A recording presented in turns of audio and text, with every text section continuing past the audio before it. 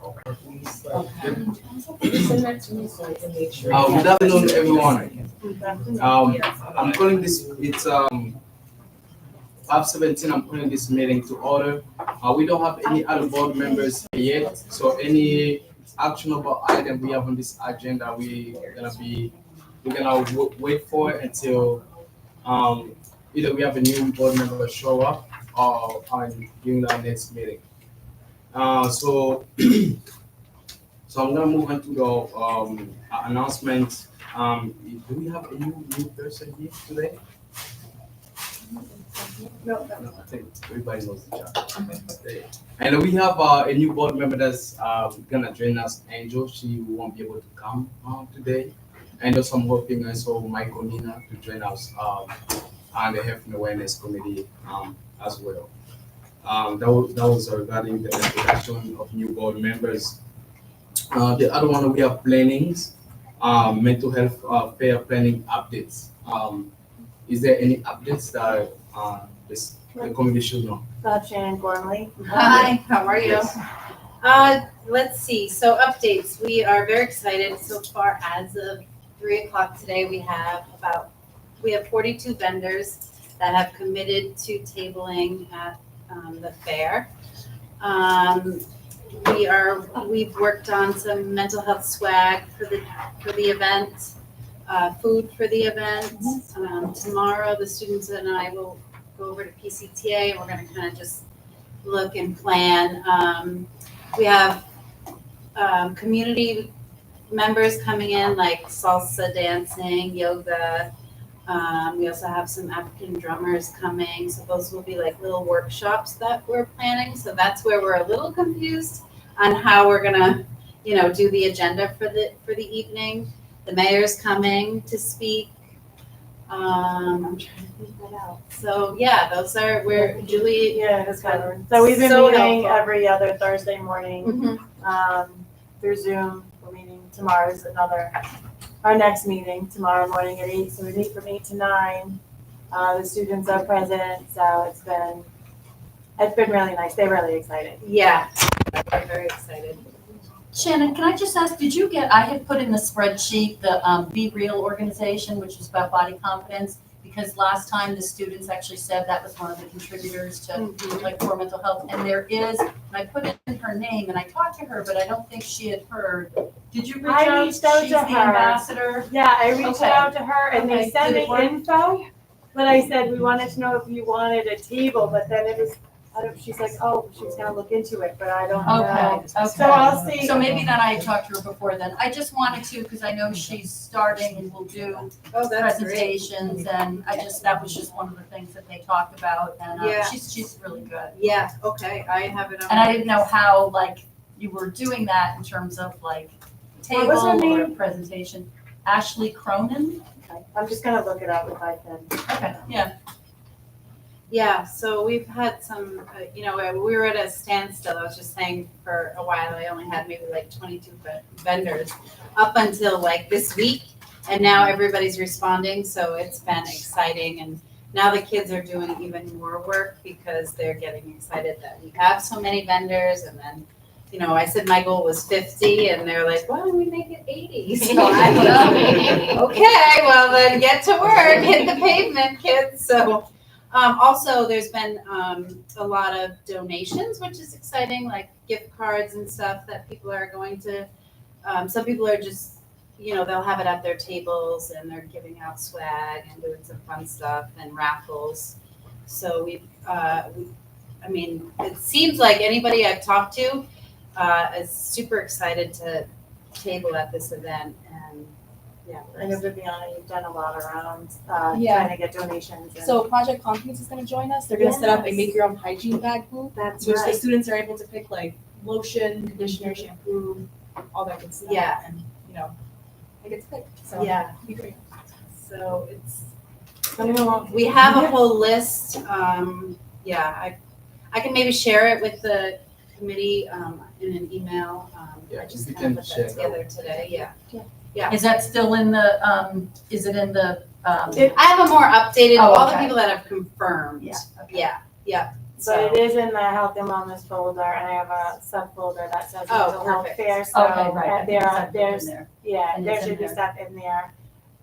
Just kind of waiting for like final approval. Everything was pretty much approved through our communications, but just making sure before all the flyers go out, but I'll be having them printed this week. So we have hard copies, and then we'll send out email copies. I have them in the top 10 languages, I think it's 10. So they're all translated, so they're ready. So this is It's regarding very exciting. the flyers. Okay. Yeah, so the flyers, yeah. So I just have to have them, like, they're approved through the communications, but I just want to get the final approval before everything's sent out. But I have, so they're ready to go to print this week. And then, like I said, I have them translated, so the top 10 languages are whatever, nine languages. Yeah, it's gonna be also a great idea if you can bring it into other subcommittee, like Yeah. CTE, finance, so they can give it to their committee members and also share to, you can also like have some of our community members come pick up the flyers, they are willing to distribute, some of the community members from Providence that we know in Providence. It'll also be up on the website. Yes. I The think kids are we- so excited, they saw that it's on the calendar, so they'll know. Yes. Oh, did it, and then they put it on already? It's on the Okay. calendar, yeah. She said it's supposed to go out in the newsletter this week, so, Mhm. yeah, so, I think, everything's good to go. And we made connections with, someone to do the setup for that night, so, Mhm. we just have to follow up. Just one suggestion about getting out the word. I'm using the Parent Square app, which will Nice. piloting it now. I think actually a lot of people I'm talking to are using it. So I don't know how this works or how you can get on there as an announcement, but it goes to every person, I think, in the district, right? who's Yeah, seeing so it, I right? think that will go through our comms department, so I think they do like a newsletter for, principals, like for the district, families, so I'll check with her to see if, Yeah, because I Yeah. see things on there, like, so we're getting messages, like from the district, so that, yeah. Can I, sorry, to say something, just for clarification, so Parent Squared is, for some schools have it right now, because they're testing it out, so it would be through Okay. Parent Link. I'm not, just for clarification, so if you try to send something out, it would I go know through that. Parent Link this year, because there's only a couple of schools that are doing the Parent Square right now. Oh, okay. Oh, I didn't know that. Thank you. I didn't know that. Is there like any challenges that we are facing planning this event? I don't think so. No. No, it's going pretty It's been- well, yeah. so, yeah, we've had a lot of help, and like I said, the students are really excited, and, we're able to get some funding, so I think it's good, yeah. And, okay, good. Okay, thank you everybody, for the amazing work. The next we have this, wellness policy draft. I gave it to everybody. And if you guys remember in our last meeting, I appointed, physical activities and Tony actually to lead it, to see how we can work with the superintendents and also the district. Because after Sodexo presentations, we heard that we had schools that were selling, meal day lunch. So I think this draft here will give us an opportunity actually to adjust that and actually work together. So because we don't have any board members, so I'm gonna have line point 2 and line point 3 is gonna be combined. So we're gonna meet as different subcommittees, and we're gonna talk about these wellness policies, some of the things that we should add or not, some suggestions that you have.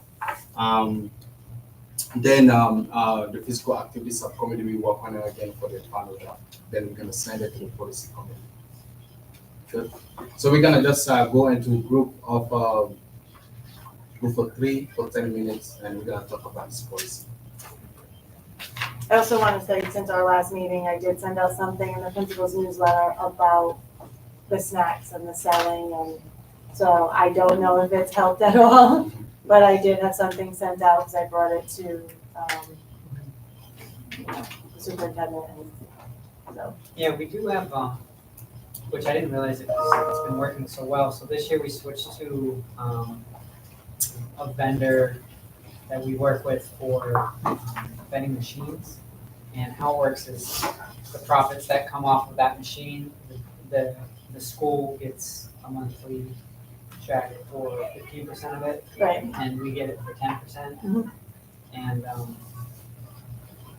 it's like it's so easy to do. So it's just like an email to us. This is where we want. This is how many we want, and that's all they have to do. They don't have to think about it. They don't have to buy snacks. They don't have to like have someone there. All the snacks are compliant. The person we work with, we give them a list, and we're the only ones to go in there. And some schools get, like PCTA gets. I think last month was $1,300. We got in 1 month. Most middle schools that we have it in, it's like $100, $200. We don't do it in elementary, obviously, because the law is you can only sell things that you're selling on the reimbursable. It's like an extra. And so, but we've seen, some of the schools we've seen like days that they've had snacks, the days that they don't, we see significantly different numbers in lunches. Up to about 60 lunches difference. Because I think some of it has to do with those kids are eating those snacks instead of getting lunch, but some of it has to be they're standing in this snack line for X amount of time. By the time they get their snack, lunch is almost over and they don't have time to go to the regular lunch. So it's a significant difference. Have you seen any improvement or no? But No. I can send it It's out. gonna get a little bit worse actually. Oh, So, really? yeah, Great. Okay, so, I can bring it back up to. yeah. when we Yeah, but, meet on Monday. and you can put, my phone number on there to reach out for the vending machines. But, like at PCTA, we have vending machines there and they're throughout the school and yet they're selling other snacks during the lunchtime. And it's tough. During the I'll definitely bring it lunchtime. up again. And it's, it's unregulated stuff. No, that's like a couple percent. So, You can send it. because it's a lot of turnover too, so, some of it is people that have been there that just kind of ignored it until someone says something to them. Some of it is new people that don't know. Some of it is other organizations that don't know within the school. But, there needs to be some change because it's inhibiting the kids and their school lunch.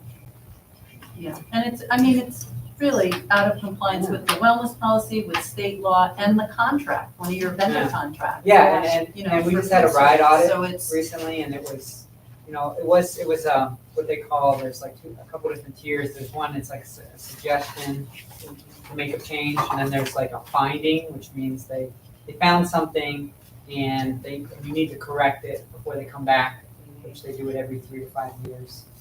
And if they come back 3 or 5 years from now and you find the same thing, then you get fined. So they literally take funding away.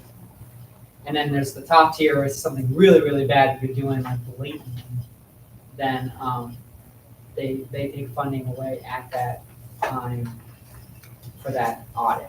So they did see one of the schools it wasn't operating, but they saw it and they saw the stuff there. But for that day they weren't operating, so they knew it was happening. Basically, they put 2 and 2 together. So that was a finding for them. So when they come back in 3 or 5 years, if they find that again, then the district's gonna get funding taken away, which is could be a lot of money. I'll So the definitely bring it school up gets again. fined. I thought you were saying y'all get fined. No, so well, The district. But you're getting audited? so That's what's getting audited? yeah. And So because we're contracted in, it's all the school district's money. right. So but they'll find the food service budget basically. they'll Basically, say, they take federal Yeah. reimbursement dollars Yeah. from them. Yeah, So, from them. the- Because you're not in compliance. Correct. yes. because they had a finding and you didn't correct it. They're very clear, it's an audit, this is a finding, this is against, and it needs to be corrected. Yeah, so at this point, we're on notice, so, Mhm. years from now, like this can become a huge money issue. Should we, in the meantime, when you're working on the draft for these policies, what do you guys think? Would it be a good idea if we, as a committee, we all write a letter, everybody sign, we send it to the district as a recommendation of what's going on and also like from different schools? Yeah, Okay. Do you want to help me break into subcommittee so we can go over this for 10 minutes? Yeah, sure. So, would it be helpful, I don't know if this would be helpful, but I'm wondering if it would be helpful, because I know the, nutrition and physical activity group worked a lot on this, I'm correct? Right, on the amendments, like, just to maybe highlight the places that, like, were updated, so that we're aware, would that be That's what I okay? was wondering, Or where would I you- can't even remember. Okay, yeah. You have it, Erin? I'm like, I I can't have the remember. old document. Yeah, it would be better. Would that be, just so we know Like, where, a lot of it I was just so we can kind of talk about what the changes are first, and then maybe break up, and then if there's things that we feel as our group we need to add, Yeah, most of it was the links okay. on it, but there was a couple of wordage that we changed.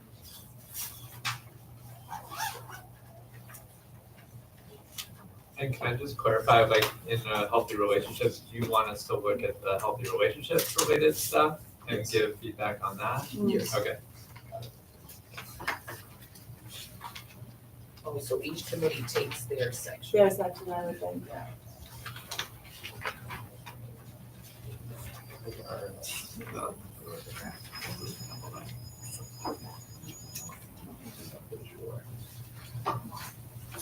Then, maybe we should look at the rest of it. I can, yeah, I can share it with And also to highlight. And then if people wanna put comments, would it be easier if I do that, and I don't know if everyone has a device, but, or you can go back and do it at your convenience over the next week or so. Okay.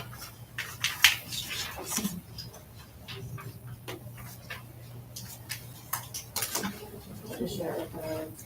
It's funny, this Lindsay and Burke, Oh, it's here. because I emailed them to the hall. And they said, "You don't work with high school students." Who's that? Really? The Lindsay and Burke Oh, there's like a foundation. Foundation. Oh, okay, yeah. That's what it's done. That's interesting. Yeah, I'm looking, this doesn't even reference the new health education framework. Maybe college? Okay. No. Shall be, It says the But- Rhode Island Health Education. oh, it does, sorry, didn't see it, okay. It doesn't have to be on there. I think No, and that's, okay. let's just say, well, yeah, it should be, Get updated. linked. Well, it was updated in 20, let's see. And there's a bunch of links. Yep, And I went through them all. Not sure, physical and education framework, instructional other subjects, yep, it would be under there. That's the right link on the website. So the healthy relationships is positive. When you want to be here or not, that's the thing. Is that, Mom, I'm gonna switch up actually today. because this is actually a new Sometimes, maybe. project, I'll be back here. This is my It's new supposed to- civics project this year. Like I know at my daughter's school, it's gym and health are the same person. When Yeah. they do health. I think there's some variability from school to school. That's what we've learned. Like, we were just saying that nurses, sometimes they're involved, sometimes it's a phys ed I teacher. feel like Sometimes also there's for like this other people. part, it could be, but also working with like guidance and Right. maybe the school psychologists, social workers. So maybe they should have teams. I know it's supposed to be working with themselves. Sorry, I I know. don't know. So maybe they should have teams for it then and designate certain lessons with certain people. So I feel like if there's so many people that can do it, no one will do it. Like, I know this is something I fought at my daughter's school last year for them to get, because they weren't doing it and nothing happened. We should And it's talk easy to pass because the buck. I'm trying to do that also. Okay. This is my new civics project, so. Okay. So we tried that, so I was a school psychologist for a while in the district, and now, sorry, I came late, those I don't know, is the director of SEL mental health, like years ago, and then I don't know a lot about right now, but looking at the months and like the themes, and then the lining up with the curriculums so for instance, like May, Mental Health Awareness Month, and going in, so some schools, the social workers and the psychs, they did like lessons with the PE health teacher, did activities. September is Suicide Prevention Month. So trying to look at it and do that, it's just a lot of coordination. And then if you don't have the staff or you lose the staff, it kind of throws everything off, which is where I think it falls off. Yeah. If it's not part of an actual policy, to be honest with you, or like regulations that this is how we'll approach doing the curriculum and presenting the lessons. It's really grassroots stuff that tries to maintain it the best it can. But that was like overall the idea was to make it where we're integrating all of the different people and then using the different months and then applying the lessons, right, part of the curriculum to those themes. So what seems to work best? What's that? What seems to work best? I think it's just creating a plan and getting it into actual policy so that it's something that you have some leverage to continue regardless if people leave or retention or so that it's there and then it has to be reviewed. Even if it falls off a little bit, hopefully the team will be like, where are we with this? And then like maintain it and then also be able to align and allocate like resources and funding appropriately when they're looking at the budget time. Say like what is it that we have to make sure we're allocating, and then the calendar, like the annual calendar, or that's always the challenge with principals. It's like this month you have to do this, and this. So I think as much as you can add in, like here's kind of an annual plan of like when things happen, it's easier to kind of coordinate people and resources and make sure you have things. And do you think, Natalie, coordinate now, because there's been a lot of staff changes.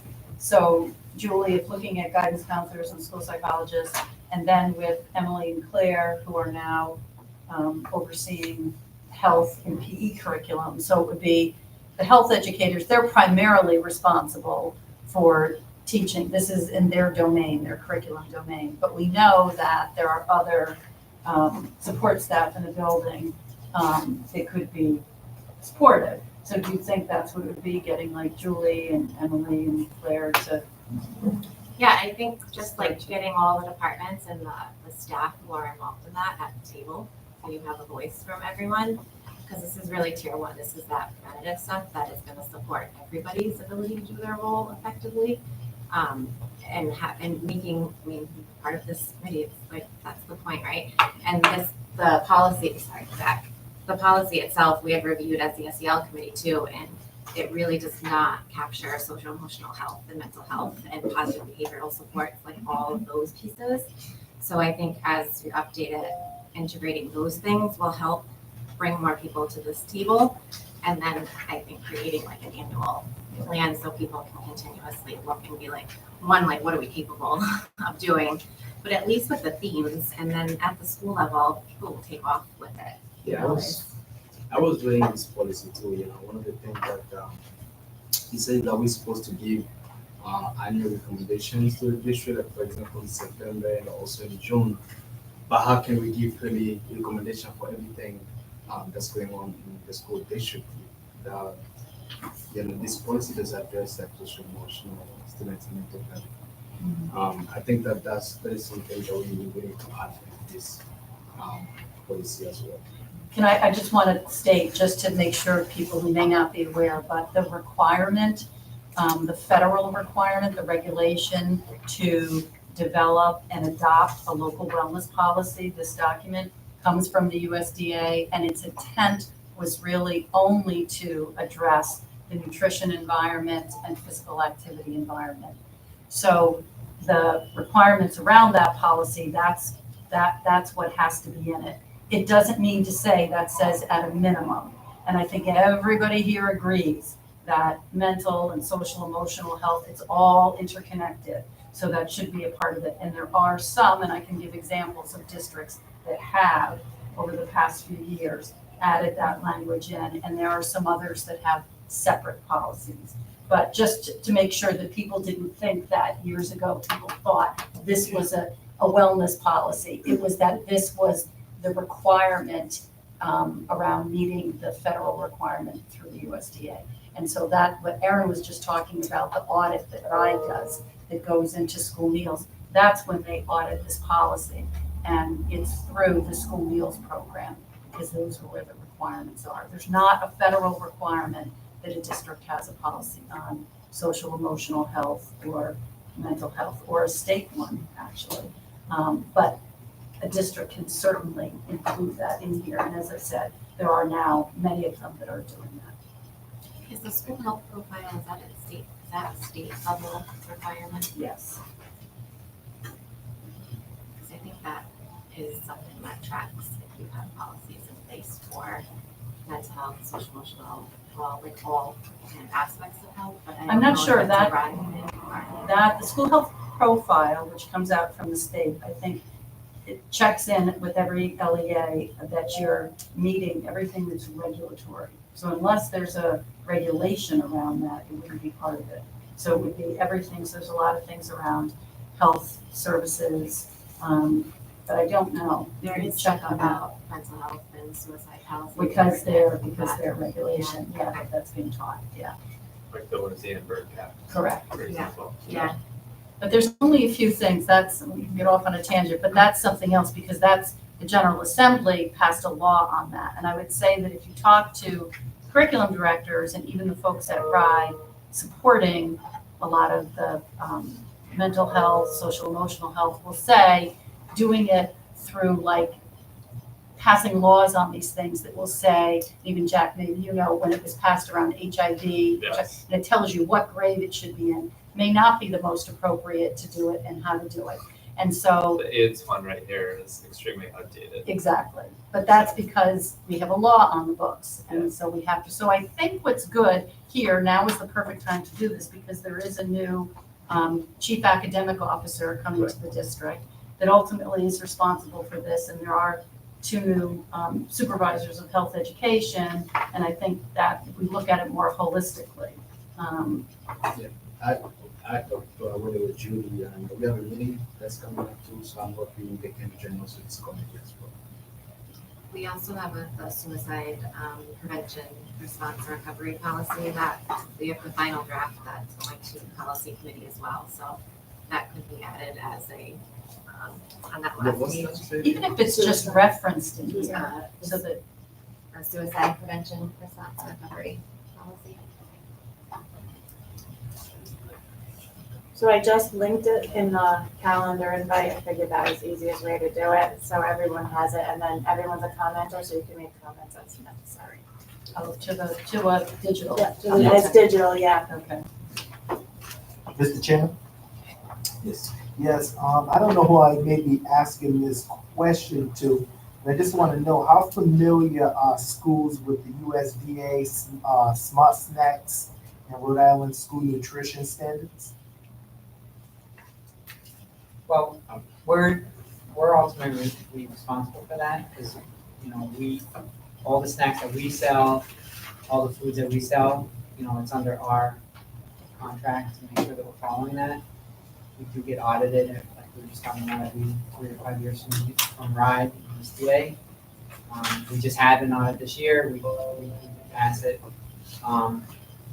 There is, in the document, those are links on that page, so anyone can click and go to the link and read it, but, really, it's the contracted company that's responsible for it. Really quick, because I'm looking at the policy, I think it's D. It says fundraising, only foods and beverages that meet or exceed USDA Smart Snacks and Rhode Island School Nutrition Standards may be sold through fundraising on the school campus during the day. So I kind of asked that question, I think, geared towards like the district to see. So in order for the school, I believe it's talking about to fundraise, how would schools know about sort of this policy that USDA and Rhode Island nutrition standards are.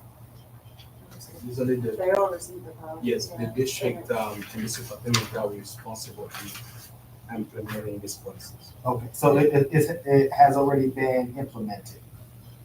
So it's been implemented The already? previous one, this is a draft with some updates, but Okay. there's a previous one that they have that's up on the site with the policy. Yeah, because I like to So- use, There is in the legal reference, it's a link that would take you to exactly what those standards are. okay, But maybe I might suggest to make it easier for a person looking at this, uh-huh, if we number them so that where that's referenced, it will tell you in the addendum where to look, and then you could, or make no, is there a live link? Is it a live This is link? live. Yes. Yeah, okay, it's a live link, It do brings you know what I you, mean? So it'll bring you right to the page that gives you what those it's, nutrition no, standards. it's the entire, a guide to smart snacks through the USDA. yeah. So I'm hearing that maybe this needs to be presented to schools yes. as a standalone, as a reminder of what qualifies. Correct. because- Because I like to go based upon, I'm on the school, but I'm the youngest on the board, so I like to go by sort of my experience. So I was the class president, and we had kind of no standards while I was there. We were just selling a whole bunch of just different things, but we didn't know if there were standards. So I think it would be definitely important to share with the school, if schools have senior advisors or any fundraising coordinators, to share that information with them. Yeah, I think that's the goal, like, we're gonna make, suggest some of the amendments from this health and awareness committees and send it to the district, and the superintendent's gonna implement it. I think Aaron was sharing with us. One, there's the turnover of the staff. And two, there's staff that are fully aware of it and they just ignore it. And I worked for the YMCA and I was in charge of our after-school snacks and dinners. And so the whole entire organization knows that we're supposed to follow this rule. Even the adults, even staff aren't supposed to bring in soda and drink soda and candy bars and stuff. So I was like the food police running around, because when it was time to have an event, they'd buy this stuff and I'd say, you know you're not supposed to have that. But I think the same thing is happening at the schools, that people are just like, well, we know candy sells and we can sell it to the kids, so we'll just sell it. And they just ignore the policy. Yeah, that's why, I think the suggestion that we all agree on is gonna be very helpful to actually, work, I'm gonna work in the language in the all subcommittee, because we need to talk to the superintendents in the district team, this is happening, this school, this school, this schools, and some other recommendation that we have, because we need to call it out at this point. So, And I think what it is that probably schools, being a student, some students is probably like, oh, this is a little too healthy for me, I don't want it. Some students want candy bars and M&Ms and stuff, but I understand the importance of it, so. Well, they can bring it in. Like there's nothing on here that says they can't bring it from home or buy it on the way into school. It's just in the school building, those items cannot be sold to students, except that they meet the standards, and they can't be selling it during school lunch periods. Yeah, I think something to think about too is there's so many things, particularly for a principal or people to know and standards to follow, that any way into an orientation binder or to a manual, and just know where you can find it when you need it is something important to think about. Because if you did a presentation on the whole standards, you would lose people, because the next minute they're in a presentation about whole standards on this one, whole standards on that one. So I think it's more being able to show school leaders and folks like PTO or student where can I find this when I need it, and make sure it's available and updated. And like I was saying before you got here, is that I did send it out in the principal's newsletter. Unfortunately, Aaron said it seemed to get worse and not better, but I did note the wellness policy of but And I would just say, being aware, sorry, Mr. Chairman, just being aware, I think, of sort of some schools probably thinking like, is there any other fundraising ideas but to sell food that students is gonna pay for? Because, students want to go on their senior trip, they may not have the funding for it. Students may want to go to their prom and it may not be paid for, so schools need to find different resources to fundraise. But, they have to follow the policy here, there's a policy that has to be followed, so I understand. I have a question. So are there any repercussions for schools, like for administrators that allow things to be sold? I mean, they get fined, and I remember us being audited. But it doesn't affect the school, it doesn't affect the administrator. Yeah, I'm not aware if any of the district employee will be fired because of them not following this. I think that's the question to ask the superintendent team that's implementing these policies.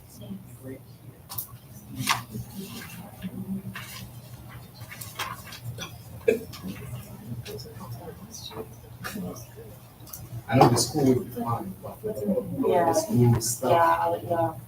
I mean, if there was accountability, Aaron wouldn't be saying there's this many schools selling it consistently, right?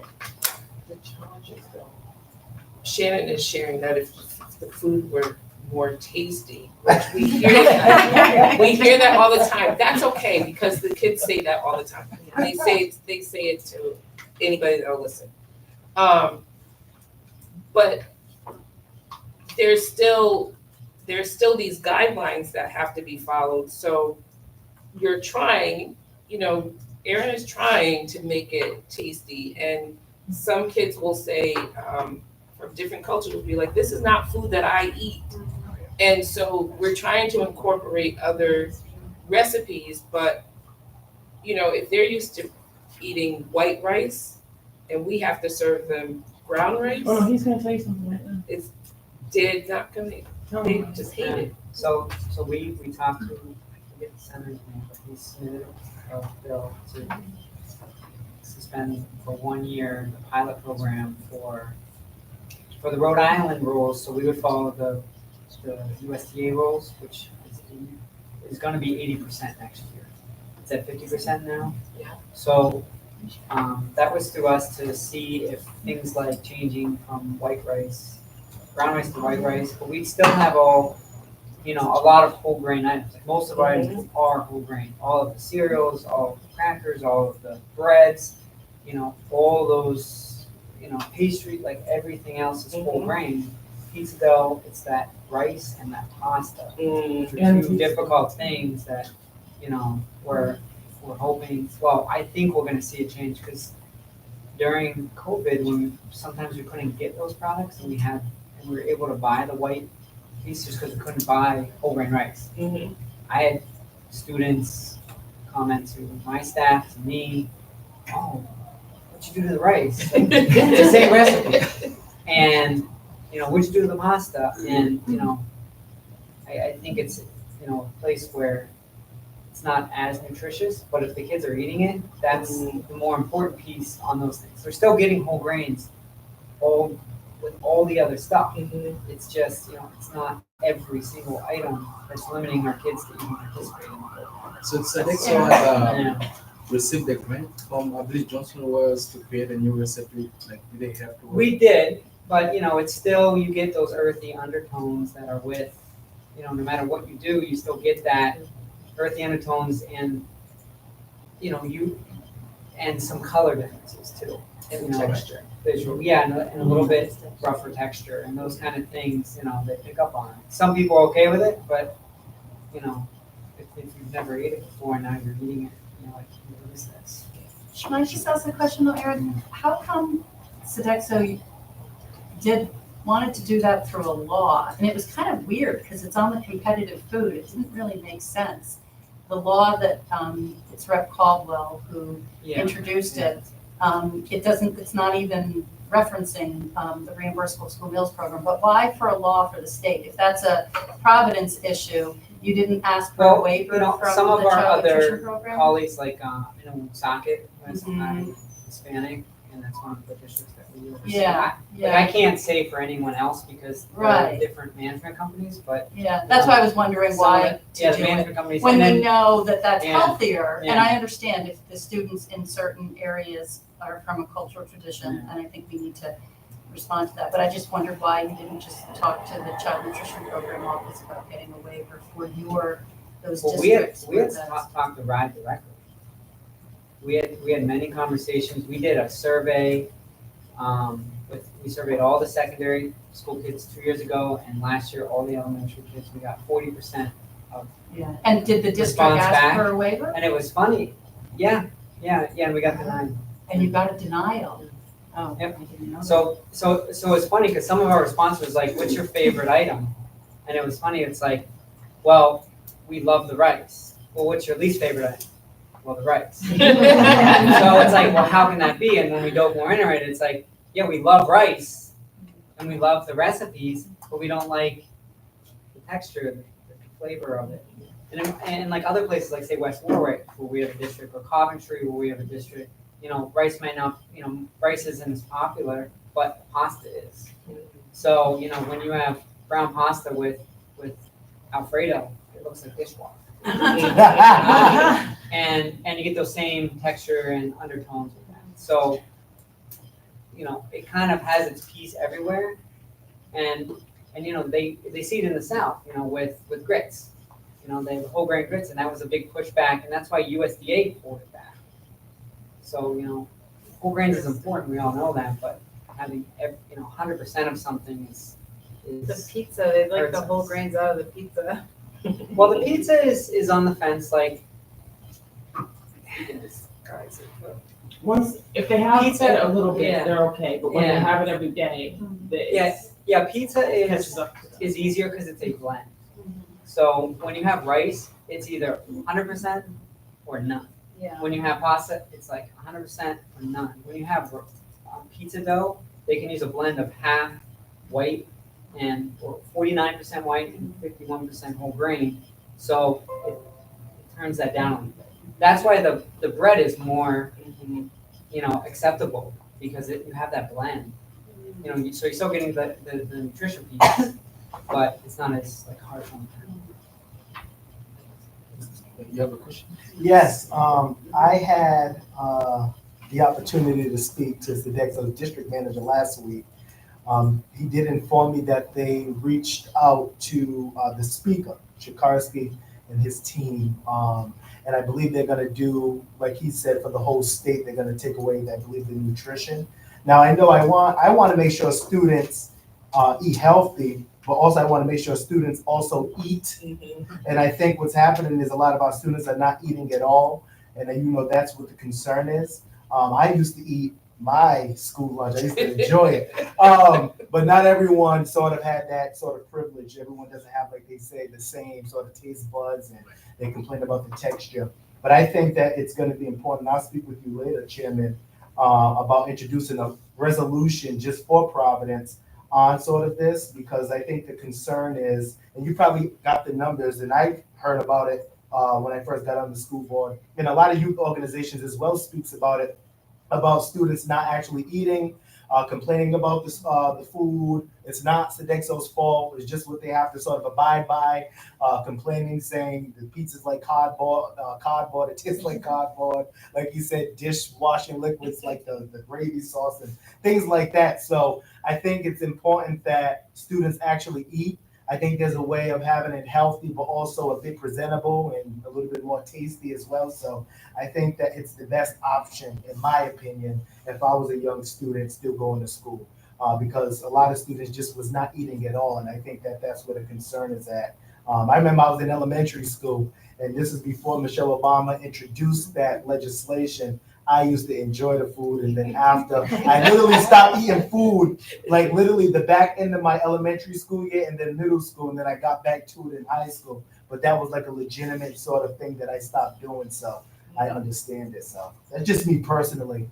And I think I am, and I'll speak with you on introducing a resolution on it, because students are just not eating, and that's the concern that I have, so. Thank you, Mr. Stephen. I look forward to working with you regarding these resolutions. Do we have any other suggestions to the amendment to this policy? We had done, back in October, the SEL subcommittee did a wellness policy feedback activity where we reviewed it and everybody added like something that stood out to them, what they thought, and then what they wonder, just from a SEL and mental health lens. So I have those notes that I can. I think if you can share with that, and also Julie gonna share a Google document where you can type comments. I did already, as well. Okay, oh, yeah, good, good. I think the next step is gonna be, once it's done, I'm going to meet with the physical subcommittee to make sure they review the final draft.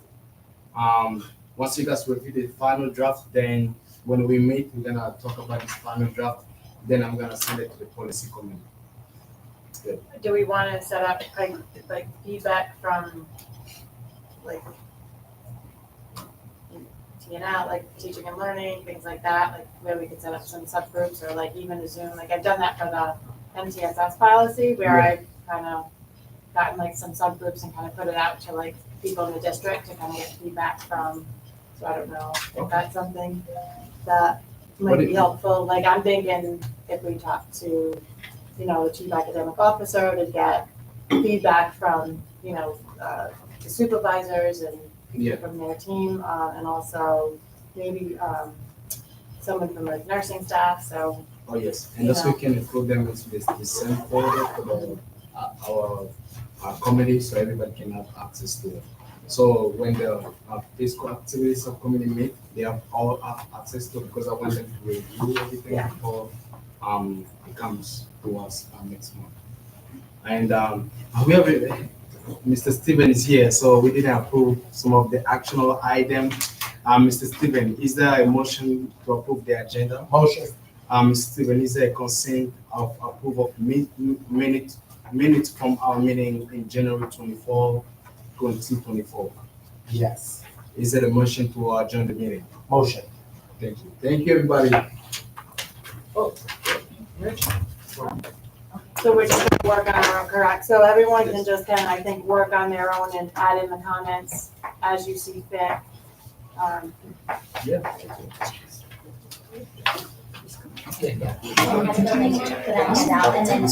No, absolutely, absolutely. Thank you.